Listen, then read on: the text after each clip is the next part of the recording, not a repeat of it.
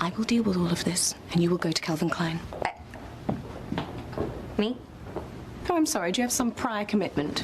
There's some hideous skirt convention you have to go to.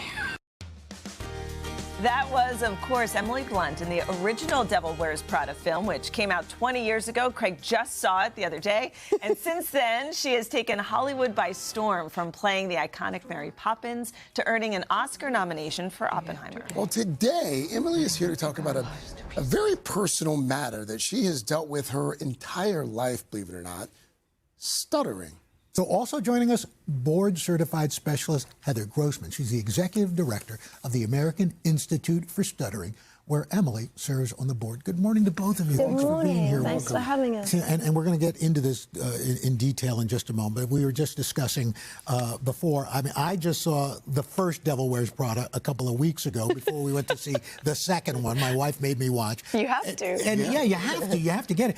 Has it, you know, having revisited the role and seeing what a huge success the sequel is, that must feel pretty good. After 20 years, people still care about this movie. Yeah, I mean, I think it acts as a sort of nostalgia bank for people, and there's a fever around it that I don't think any of us expected. So Really? it's wild, yeah. Yeah, but for the reason you're here, this week is actually National Stuttering Awareness Week, and this is something I didn't know you've dealt with for, I mean, pretty much your whole life. Yeah. Tell us about your journey.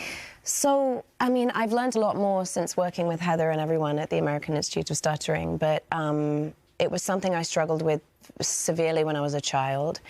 It's still something that I contend with under certain environments, moments of stress, fatigue, pressure.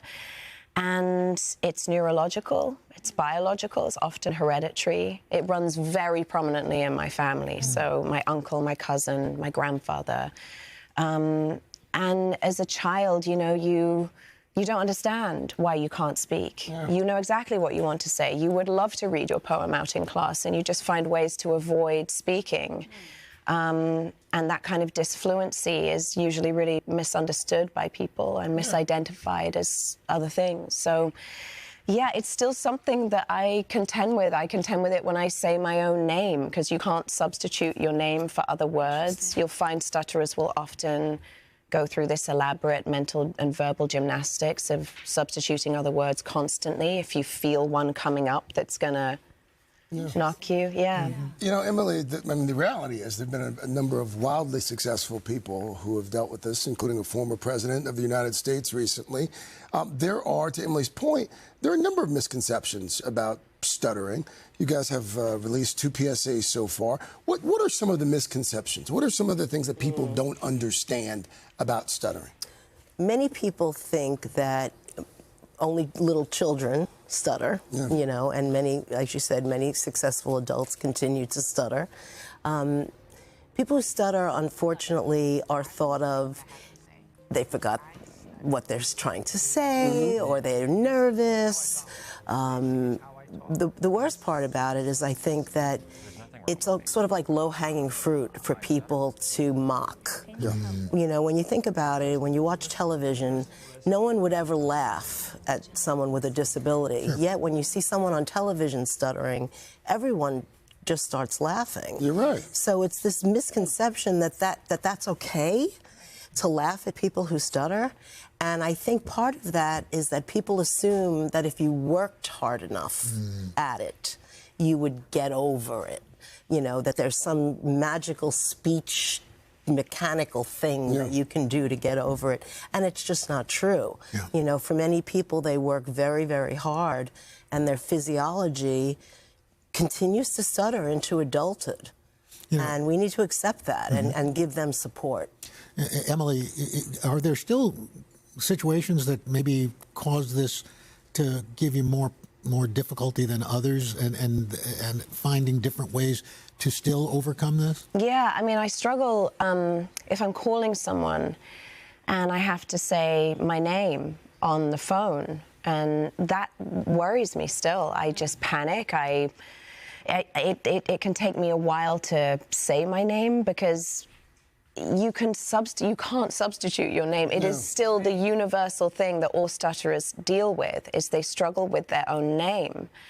And I think if I'm really tired or if I'm feeling stressed, like leading up to a movie, I'm usually in this sort of elsewhere state of nerves, you know, before I start it. And I notice my fluency is like, and most people wouldn't notice, but I can feel it. It seems mentally exhausting to have to think about it all the time. Well, I don't know if I know any other way, because I think I've always spoken like this. I probably don't know how much I'm substituting other words all the time. I think it's emotionally exhausting. I think that we all want to show who we are, and I think that's the entrapment of it, is that you feel like there's this sort of imposter in your body that misrepresents who you really are. And it's really frustrating, and there's a helplessness that people can feel and a loneliness, and people just avoid and they start shutting down and they just don't speak. Emily, thank you. Thank you. That's right. Thank you for shedding light on this. That's certainly, I'm sure there are folks who are watching right now, especially younger folks who, you know, take solace in that. Well, there is help, you know, there is incredible help that you can get at the American Institute of Stuttering, where it's a lot about emboldening you emotionally to accept that this is not all of you, this is just a part of you, and we've all got something. And this was my thing, and we've all got something. We've all got something. And for many of us, more than one thing. Yeah. Several things. That's right. Several things. And the treatment of stuttering is very different than the treatment of other speech language conditions that we see. So many people really do need to find someone who specializes in Evelyn, it. Heather, thank you so much. Thank you so much. And we're going to put more on today.com so you can find out more about the American Institute for Stuttering's campaign.